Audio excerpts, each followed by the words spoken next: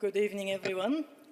So, first of all, sincere apologies. I'm not Mafalda, but I'm speaking on behalf of Mafalda Duarte. She's sending her sincere apologies because she was diligently here on time and was really keen to join, but had to leave because of another important event. I'm Oyun Sanjaasuren. I'm External Affairs Director of the Green Climate Fund. Because we're supposed to go straight into announcements and concrete action, I'll just say one paragraph as an introduction, that financing climate-responsive investments in developing world and its private sector is a crucial investment in humanity's shared future. Developing economies represent 60% of the world's GDP growth, and are on track to run on 70% of the world's energy supply. That's where the Green Climate Fund comes in. We work with our partners to invest in developing countries. We have the largest pool of flexible, patient, risk-sharing public capital to put to work and incentivize private companies to enter new markets and new sectors in developing countries. It's my pleasure to outline 4 new key initiatives. First, we're thrilled to announce that we're teaming up with MUFG to set up a green guarantee company, the world's first ever global financial institution providing guarantees for climate bonds in developing countries. We're committing $40 million in seed funding, which is expected to draw an additional $60 million from partners who share our commitment to reduce risk and remove barriers to structural change. And they include UK FCDO, Nigerian Sovereign Investment Authority, USAID, and Norfund. Second initiative, our board just approved an equity commitment of over $150 million to Gaia, the very first blended finance platform designed to drive institutional capital toward long-term loans for subnational borrowers in developing countries. This includes 19 of the most climate-vulnerable countries. So, working together with MUFG, we expect to crowd in further $1.3 billion in co-finance, the majority of which comes from commercial capital. Just as exciting, 70% of that finance will support adaptation projects, which of course is commendable, private sector adaptation of vulnerable countries, and 25% will be allocated to LDCs and seeds. Third initiative, we're proud to contribute $65 million to an effort led by Impact Invest Acumen to accelerate just, inclusive energy transition in sub-Saharan Africa's poorest regions, often neglected by traditional investors. We're blending debt, equity, grants, technical assistance to create and open up markets in new regions, providing clean energy for an estimated 60+ million people across 16 countries, including Somalia. Taken together, these efforts could generate nearly $700 million in additional capital for these initiatives. And the fourth, we're contributing $180 million at the Green Fund to promote sustainable agriculture in 11 countries, which will leverage about $800 million in additional capital. So I'll stop here, but the public and private sectors must work as one because lasting impact is collective impact. We all have our role to play for the better future. Thank you.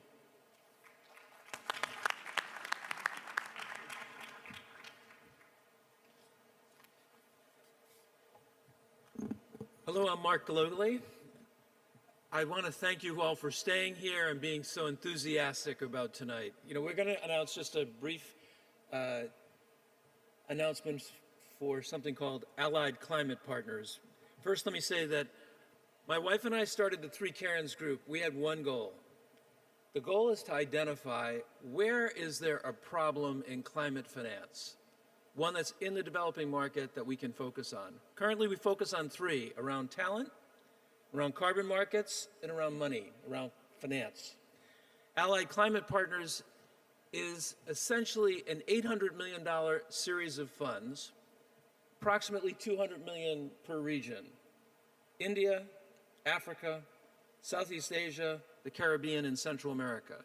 If you think about $200 million and say, what's 25% of that? That's the amount of junior capital or first loss capital. That comes from wealthy people. That's first loss capital. They can lose their money first. What happens if the fund is really successful? Well, they share in the upside and then recycle their capital and do it again. The 75% of that capital that's not from philanthropic capital is from great partners like the people on this stage. We've listed a number of the partners on this. There are 3 partners who didn't make the cut for showing up on the slide, but they're there for us. One is FMO. You'll see FMO's name in all of these presentations. They're like a triple header. They're doing it in many, many innovative financings. The DFC from the United States and the IDB are also partners of ours. There are a number of philanthropists that are listed here. I'm not, in the interest of time, going to go through every one. I'll just mention that Nat and Laura Simons, who run a foundation in San Francisco, have been instrumental in the creation of Allied Climate Partners. It was their idea to invest initially in something called the Southeast Asian Clean Energy Fund, which we then saw as a really successful but small fund, and we're trying to take that fund and scale it. The good news is that's succeeded. So next month we'll close on the Southeast Asian Clean Energy Fund 2, which is managed by Climb Capital. That'll be a $175 million fund having the features that I just described. 25% junior capital, 75% senior capital. So where does the rest of the money come from? It comes from government and the private sector. And what's our vision for this money? What are we going to do with it? We're going to invest in local investment managers, professional investors who operate in the local markets. For example, in Southeast Asia, that would be Climb. In Africa, we're just about to choose the party that we'll back. In India, that'll be a 2024 event. And in the Caribbean, we'll do it sometime in the first half of this year. So we choose a local private sector investment professional. They invest. They have a mandate. Just focus on the thing that has been the most difficult to succeed at in the developing world, from my point of view, related to climate, which is early stage equity. Equity. That's what drives the world. Not debt. Equity. At least on these projects, you need the equity. And then the debt can follow if you give it enough equity. I'm not minimizing debt. I'm trying to focus on the thing that's the biggest problem. The biggest problem is equity. If you try to buy a house and you don't have the down payment, you don't have the what? You don't have the equity, okay? Therefore, you don't get the house. And that's true throughout the developing world as well. We need to figure out a way to get at that. In the United States, we're doing the IRA right now. What is that? That's taking trillions of dollars of tax-subsidized capital, even in the richest market in the world, from a capital market point of view, because you need that to accelerate. How can we expect the Global South to be doing this acceleration of capital investing without those capital markets and without that opportunity? That's why we need to identify that as a way to emphasize our ability to help those markets grow. Some people think about first loss capital, some people think about it as being willing to just accept risk. They think about it as, okay, I've got an appetite for risk. I think that's got to be true. But the other aspect of it is that they have an acceptance of responsibility. We have to think about what is our responsibility. Anyway, it's great to partner with first-rate people. All of them are identified on this page. Ravi is one of them, from the government of Singapore, and Temasek, a strategic partner, like the world's best for Southeast Asia, from my point of view. So we're proud to be working with each of them. Thank you for your time tonight. Have a great evening. Enjoy dinner.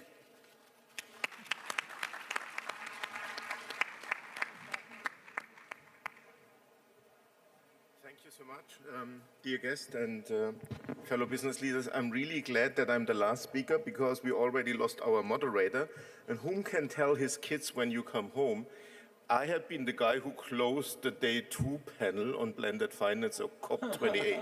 So this is actually, I have to thank you for you guys going first. But on a more serious note, look, today I'm really here, give you an example, together with Michael, the CEO of the FMO here in the Dutch Entrepreneurial Development Bank. I'm glad that you're here, Michael, and being such a fantastic partner, that we said, look, it's always a challenge how you get private sectors, public sectors together, and you have heard a lot today about COP21, but also in COP27 there had been a lot of pledges from the public side investing into these climate challenges we are facing. However, if you ask me, to be very, very frank, there was little outcome.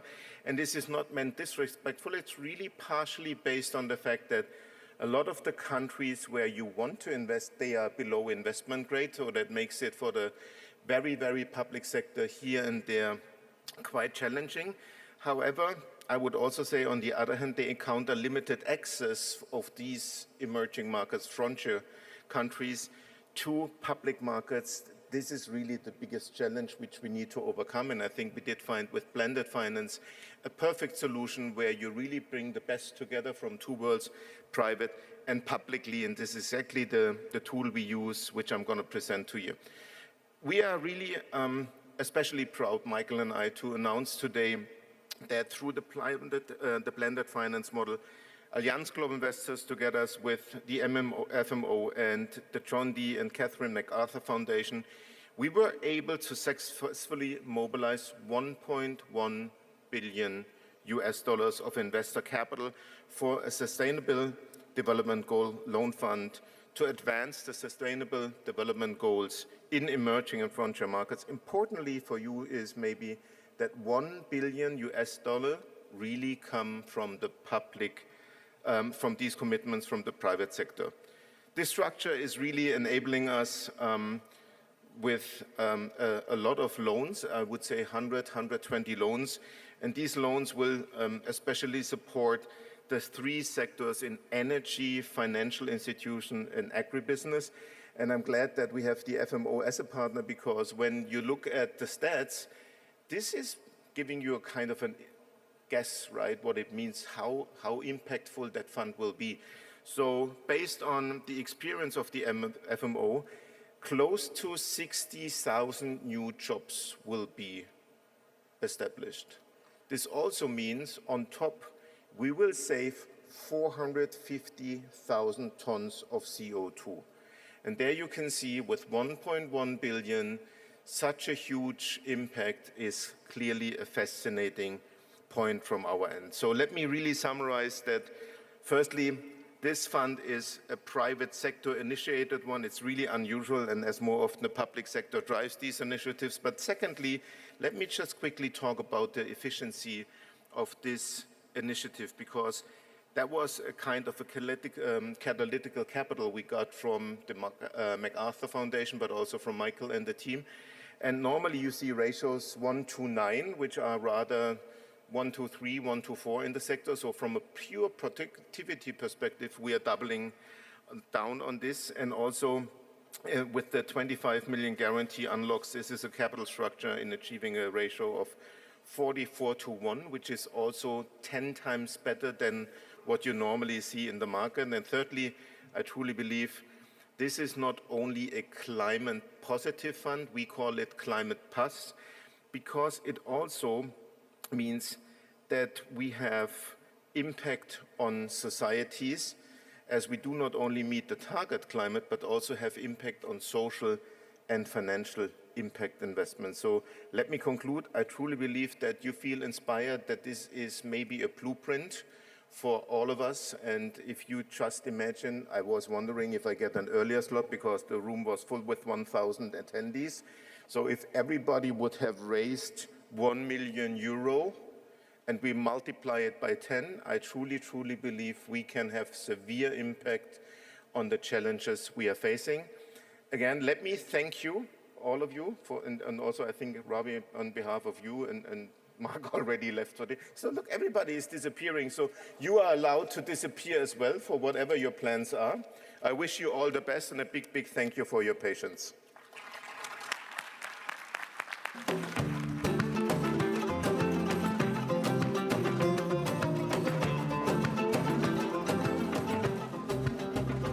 Okay, guys, thank you so much, everybody. What a day. What a day. You are the survivors. Huge respect. As we conclude, though, let us all remember once more that that time for action you've heard so much is now. That time to be united. because ultimately, as all of you know, it's about ensuring that all the beauty, all those breathtaking things that we love about nature, love about our planet, are still there for our children and our grandchildren one day still to wonder at. So well done today. Rest up. God bless. We'll see everyone in the morning. Bright and early, ready to go. Come on. Well done. Give yourself a round of applause.